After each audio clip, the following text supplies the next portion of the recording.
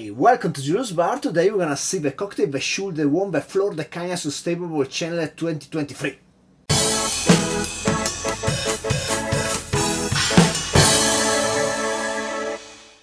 So Flor de Caña is a rum from Nicaragua, and they have a challenge every year. They call it Sustainable Challenge, and this year I entered in the contest and I was like, I have a very good idea for a great cocktail which is sustainable, and it has the story of the founder of Flor de Caña.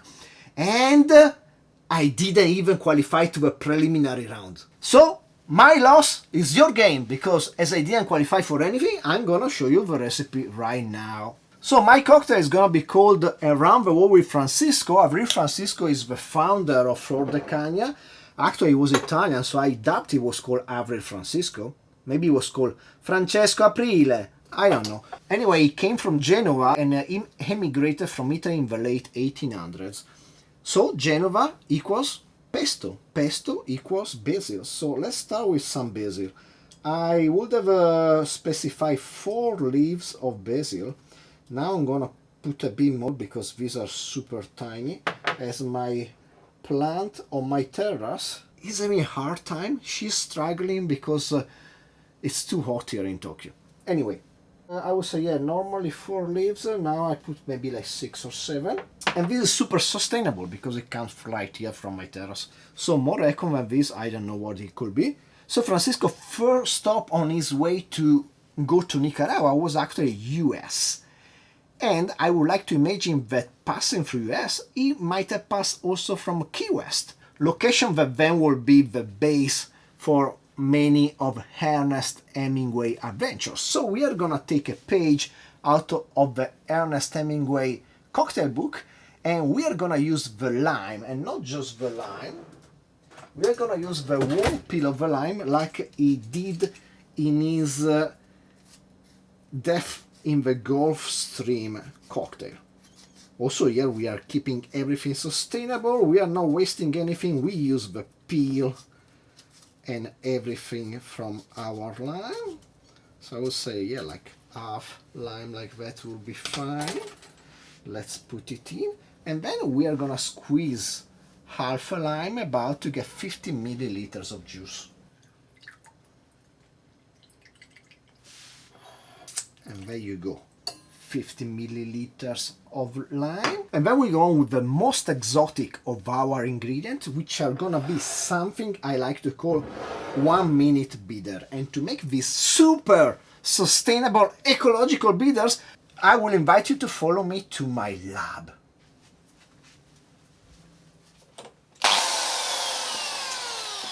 So these bitters, which as you're gonna see, it's gonna take extremely short amount of time to make, are gonna made using sawdust and a bit of ground coffee. And the idea behind it was because, well, sawdust is ultimate recycling, ecology, sustainable thing, isn't it? It's just literally trash, something we just throw away. But if you're paying attention, you will notice I'm holding a drill because I don't have any sawdust available to me at the moment.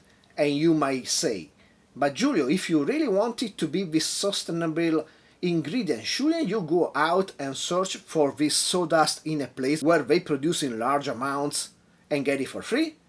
And I will say, allow me to retort, yes, I'm gonna shortly going to use this drill for a few seconds and I'm gonna consume some energy. But on the other side, if I will have to get out of the house and just, for example, take the elevator to go downstairs, I might use already more energy than I would. So energy calculation, sometimes it's a bit tricky. Some things might look more ecological or more energy saving than others, but just because you have a good purpose, it doesn't mean it's efficient. To me, the most efficient thing is just to drill a hole for 30 seconds inside this nice piece of wood I have, which is actually white oak, and after I'm done drilling in the amount of about 30 seconds, I should have 2 grams of dust I need. I just need 2 grams. So I think this is the most efficient way. So I prepared here an Amperman dish that's gonna collect the sawdust I'm gonna produce, and let's get down to drilling.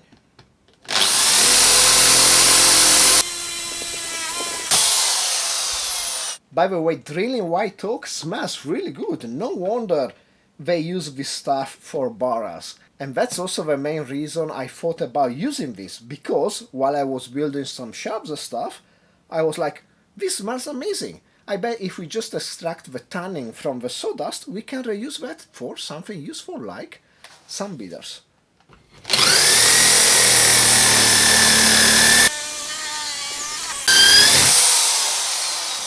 I think we have our 2 grams of sawdust. Let's get back into the bar. So here I'm back with all the sawdust we need for our project. So we are gonna need 2 grams of white oak sawdust. There you go. Then we're gonna need 1 gram of ground coffee. I also thought about using spent ground coffee already used, but the difference in flavor was quite significant. And anyway, we are gonna use just 1 gram of this stuff. So really not that much. And there you go.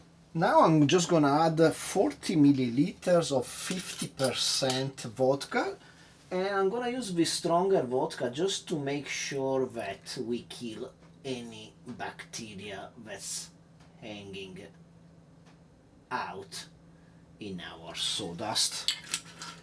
And the fun thing about these bitters is that we really need no time at all.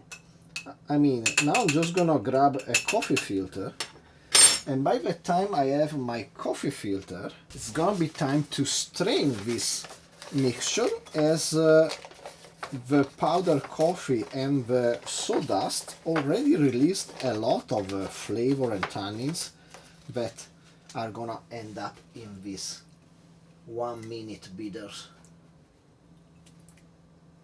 Let's get all that good sawdust, and let's wait a second. And while it trickles through, I'm gonna crush some ice.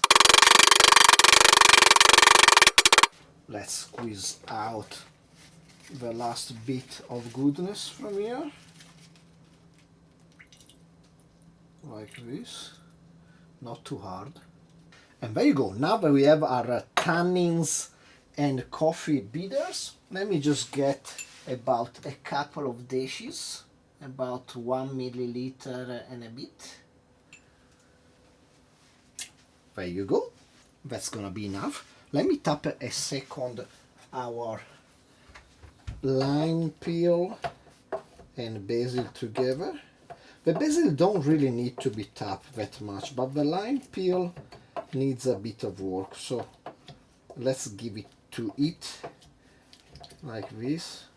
Ah, by the way, forgot to mention the ground coffee and the sawdust mean to represent the volcano under which the Flor de Caña distillery is located.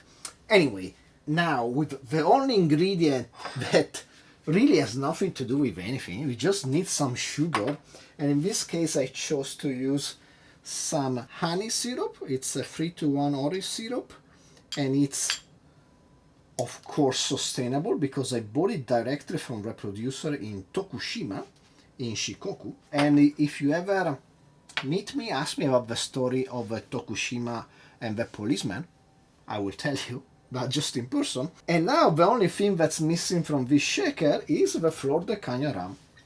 This is a 12-year-old, it's not cheap, it's fairly good, but it's only 40% ABV, which is a bit of a disappointment if you ask me. So I'm gonna need to use 75 milliliters of this, because we don't want to have a weak cocktail. And then let's give this bad boy a shake with some ice. Let me get the ice.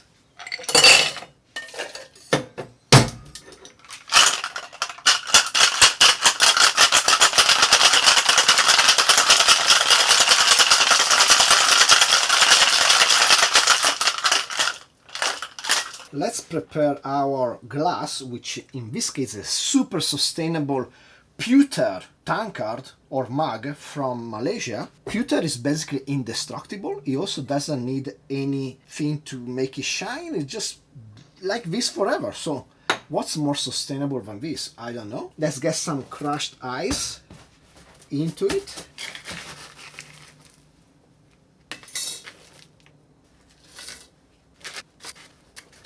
Let's fine strain the contents of our shaker over the crushed ice. And then all that is left to do is to churn this bad boy. Let's give it a good churn. While churning and adding more crushed ice, we are gonna develop a freezing layer outside of this metal container, which is pretty awesome if you ask me.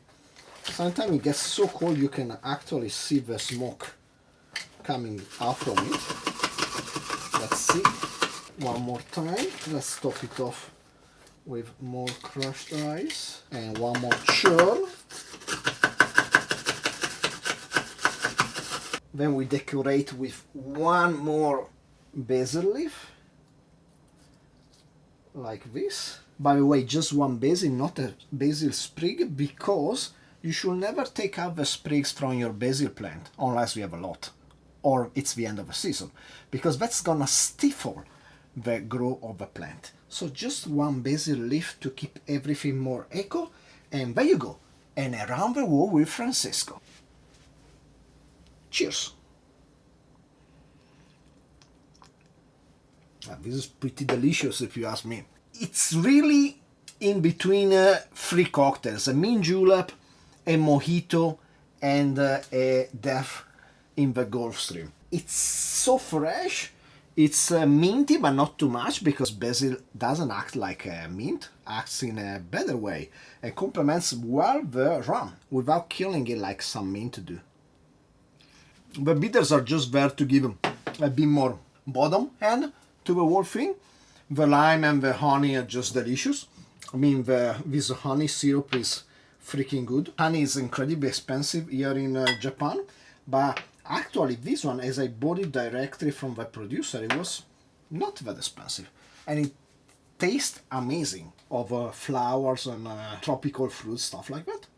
And yeah, too bad I didn't get a chance to propose this to some jury. I was sure I was gonna win everything. I was already imagining myself there in Nicaragua in the nice, hot, humid weather, delivering a speech and thanking everybody that helped me in my life. By the way, I should thank the bar Dilly Dally here in Tokyo, in Shinjuku, that agreed to present this cocktail in their bar for a month, so that I will qualify for the contest. And of course, I would like to thank my family that supported me all these years. And I would like to thank all the artists that inspired me during my life. Thank you. So if you enjoyed the video, please like, subscribe, comment down below, share with anybody you like and don't like. Shake yourself a cocktail just like this. It's really good. And hopefully I will see you next time. Cheers.